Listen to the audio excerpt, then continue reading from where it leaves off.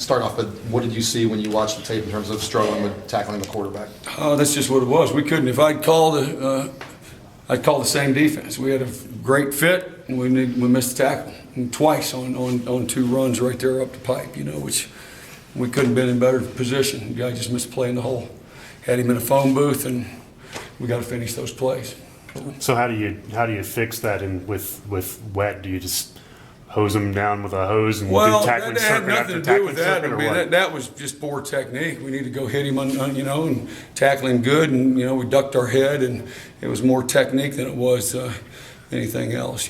So that's something we can be better. But it was disappointing, because those plays should have been at best a 2 or 3 yard gain at best. So. Anyway. I know sometimes you've had games like that tackling, you guys go back to the fundamental things, kind of drills. Well, Do you do that this week? We do. I mean, we emphasize that, and we placed an emphasis on that. And we didn't do it as a circuit group, but we did it individually. So we wrapped up in team time and all that. So it was a spirited practice today. So what do you make of about quarterbacks? It seems like quarterbacks have been a recurring issue for tackling. Is there something about quarterbacks that? Well, I mean, you generally get the ones that are good runners or good athletes. Those are some of your better athletes on the football field. And that's what this whole spread offense does, is gets athletes in space. And, we had a couple situations to wrap them up the other day, scrambled, and we slipped it a couple times on one, 3rd and long. And when they were empty, we should have been in great shape, but guys are slipping, sliding all over the place. He wasn't, which was disappointing. We had, that was probably our worst game in a long time on 3rd down. We gave up a couple of 3rd downs that, we should have gotten off the field, and they don't score, because they continue to drive and they score then after that. So that's where we got to be better. So, athletic quarterbacks over the years, we've been pretty good consistently. There's going to be a few that are going to break some yardage on you. I mean, we don't want that, but it comes back down to guys fitting or tackling. That's the bottom line. We've had it could be a pass rush. We got to do a good job of keeping guys in the pocket and not creating lanes where the quarterback can dip up and run underneath and things like that too, which that can happen too. That's happened in the past, particularly if we're playing man coverage and guys are being run off. That's always a concern and a threat.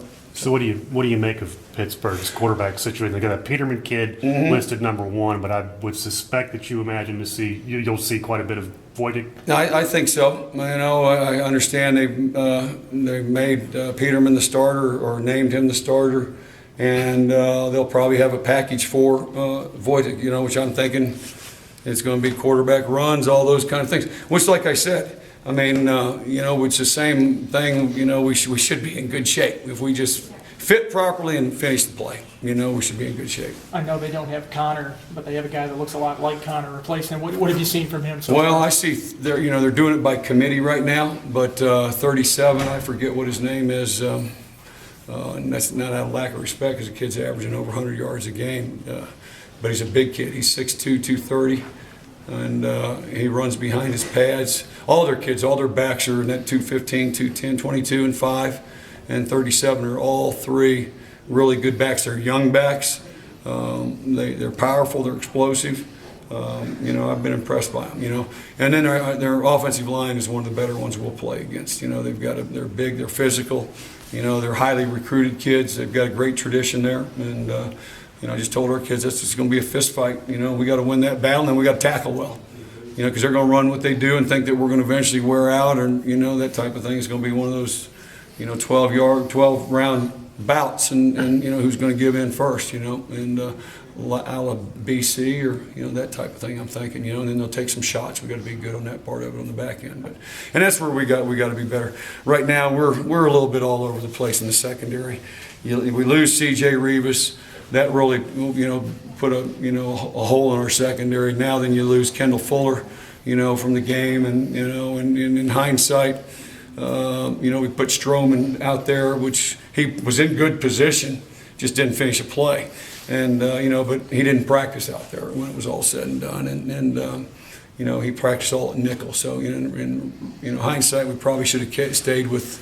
Edmunds and finished and done it that way. So why did it play out the way it did? Why did you go with Stroman? Well, I think Torrian's in there. I think just a guy that it's a combination of things. I think inconsistency probably with Terrell. I think Greg being a guy that you trust and depend on, and like I said, he was in good shape. Just probably got out muscled a little bit, and just didn't finish some plays. What kind of matchup problems does the wide receiver Tyler Boyd present for? Well, he's a matchup for a lot of things. I mean, he's been and played 2 games and caught over 10 balls. He's averaging over 10 catches. I mean, he's their go-to guy. They get the ball to him in a lot of different ways, through snags, short routes, through screens, through deep shots. He may line up in the backfield some. You got to know where he is, and he presents a lot of problems. You got to be careful though. If you load up, then they're going to run the ball. You got to be careful about all that stuff. We got to be. You just got to trust our people can handle them, and we've got to be good in the back end of our key reads and that type of thing. Frank said Kendall may be very doubtful for this game. Do you have an update on him? No, I haven't. I don't have an update. If he can't go, what's kind of the plan? Well, right now we're looking at. We'll probably go with Edmunds. We're just going to go that route, and facing, and Riley will figure in over there as well, and we'll just go from there. We just get those guys ready to go. How about Tua Pawaka? Yeah, Andrew practiced today, and I was really encouraged. So if he's ready to go, we'll play him. And obviously Sean has to set out the first half,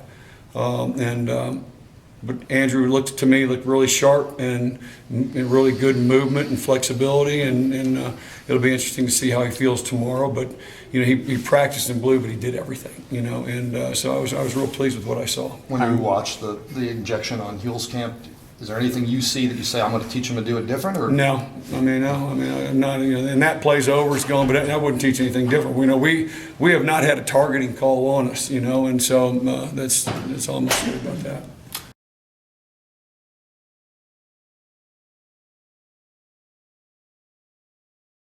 Haven't heard anything as of yet. I'll kind of get filled in from Mike and those guys, but I just got out of practice, so I hadn't heard exactly if he's gotten surgery or how it turned out and what's the expected return time. Are you guys expecting surgery on him? He has to have some kind of procedure done for what he's got done, so it's some kind of procedure that he'll get done, and he's probably going to miss this game for sure, I would say. What do you plan in his spot this week? Is it Edmunds? Well, yeah, we're playing a combination of guys.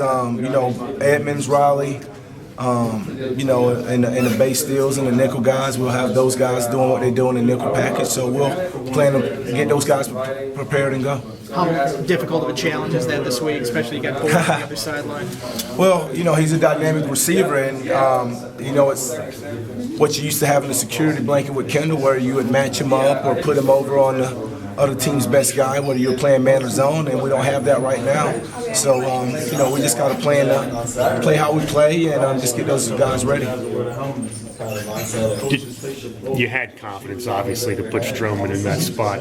Once you looked at it, hindsight being 2020, did you wish you would have gone with Edmunds or Riley? You can second guess yourself. It's easy in hindsight. I just went with my gut, and when we're up 14-0 and he makes an interception that leads to a touchdown, that's what my gut felt. Now the plays he didn't make, he's in position, he didn't make them. I like to think, given more time, given more experience, he'd make those plays, or at least 2 or 3 of those plays, because those are big plays in the game. He's involved in a lot, and he just, for whatever reason, didn't make those plays. So I can second guess myself, but I'm not gonna do that. We just gotta get other guys better and prepared. It probably wasn't, maybe not necessarily fair to him, but to me, defensive backs. He's played nickel, but he can go play corner. But we'll get some other guys ready to do those things too. Is Stroman back to your nickel guy this week? Yes, that's his normal spot. Okay, great.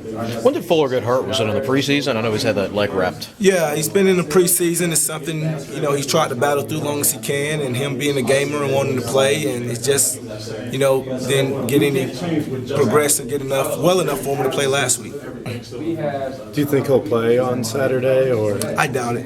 Do you have any timetable for his return? Or? Well, until I hear further back from Mike and those guys on how the surgery went and exactly what it was or how bad it was, I won't know. It's the nature of the beast, I know, but how much does it kill you to get face on somewhat back to close to 100% than Kendall? You know what I mean? It's just one thing after another. It's always great, interesting to know him from the standpoint that I've never had any of my guys healthy at the same time. You go back a couple years ago when you get Kendall, Brandon, and you got Antoinette, McCall, and none of them are never healthy. I never had everybody together healthy last year with Brandon, and never had anybody, the group you think you could have and really be great this year, you know, with the CJ and Kendall, and it's just the nature of the beast. So you're conditioning this kind of thing now. You just kind of I don't expect expect that to happen, everybody right? to be happy. Yeah. Thanks.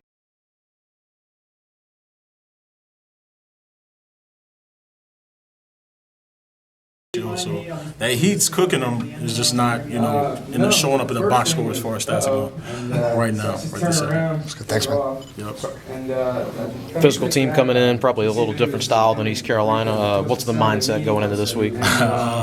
Just get physical. That's a highly physical team over there. We give them all the respect in the world. Lunch pellet type team. They come in and they want to run it 50 times a game, throw it 14, and we just have to be ready for that type of physicality. So we're getting ready for that. So defensive tackle, do you and Luther prefer a team like this, a team that's just going to run at you for the vast majority of the time, run right at you? I think it varies from week to week, but I definitely love the challenge. Somebody challenging you physically, saying they're going to move you against your will. I definitely love, stopping that line of thinking. So we're ready for anything. Honestly, we've seen it all. It's just going out and executing big gap sound as a defense these last couple of weeks. We've kind of underperformed in that regard. It's not been the scheme at all. Regardless of what the fans say, regardless of what anybody says, it's never been a scheme. Because Bud's had top 10 defenses. The majority of the time he's been here, we just got to execute.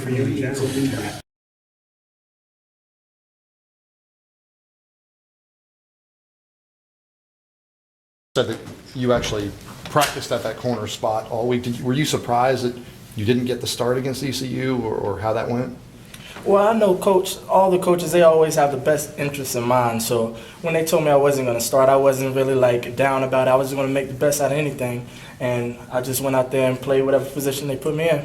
How ready do you feel now? Because now it sounds like they want to give you the shot this week. How ready do you feel to play that spot? I feel like I'm ready. Yes, sir. I feel like I'm ready. You've played safety and rover and corner since you've been here, right? Yes, sir. When did you kind of settle into corner, and when did that become the spot you really focused on? Well, actually, Coach, he always tells us he wants us to be just people that can play any position in the defensive backs. So he always told us just to practice everything, to learn everything. So if he wanted to switch us around, he could switch us around at any time. Is that fairly seamless? I mean, can you move between them easily, or is that a difficult transition? Well, you have to learn your stuff, but that's with anything. Like anything in life, you're going to have to learn how to do it, and then once you learn, then you'll be in. With the receiving core like they have at Pittsburgh, notably Boyd, do you find this week to get this call to do this particularly challenging? I mean, with who you have to face? Well, Pittsburgh, they're a great team. Each week is going to be a different challenge, but I don't feel like we're not going to be ready for Pittsburgh. I feel like we're going to come out and we're going to play Virginia Tech football. So, On the transition to corner, what did the coaches have you work on the most, or what you needed to kind of work on to settle into that corner spot? well, they had me working on my footwork and just coming out of my breaks. And just after I came out my breaks, they just wanted me to learn everything and just have everything down pat. Mm-hmm.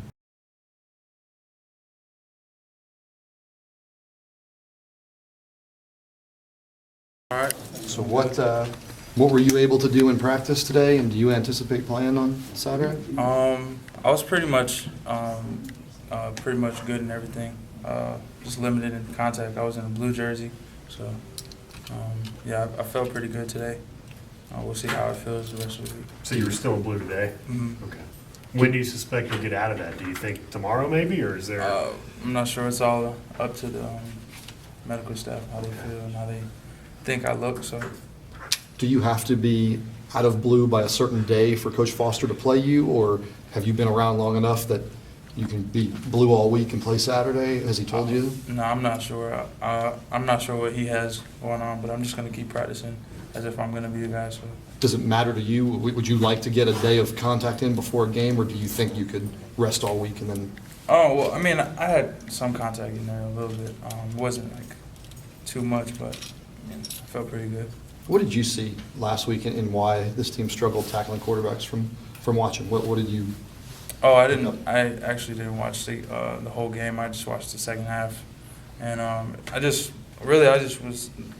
it was just the condition, the weather condition that they were going through and what they were playing in. So I didn't really watch the whole game. I was out of town watching my little brother. So. How do you think Sean Camp and Carson Lyden have played at the middle linebacker spot in your place? Oh, they've done a very good job. Very proud of both of them just stepping up and just taking on the challenge. And I'm very proud of Camp. Man, he's going to be a great player. Yeah. What'd you make of that targeting call that was on him back in the ECU game? I saw that. I didn't. I mean, it's over now. The call is the call. But I mean, I didn't think it was a targeting. Right. But You won't know, obviously, completely until you get out there again, but when you miss a couple weeks and you get back in practice, do you notice things that you're deficient in at all after being out for a little while? Usually it's just conditioning. But other than that, timing, just getting back in full go of things and right fits and just your reads and stuff like that. What happened on the play when you got hurt? I kind of got cut from both sides. I made one guy miss and I jumped this way and another guy came. I didn't see him at all. So sprained my MCL. That was that. Looked bad when you were getting helped off. Were you fearful it might have been worse? I mean, I'm not really sure. I mean, I felt it and I was just like, I knew something happened. I just didn't know. So I just waited for them to come to me. They said, if you get hurt, just stay on the ground. So I just got up when they got to me, and I was good. I could have walked by myself, really. okay.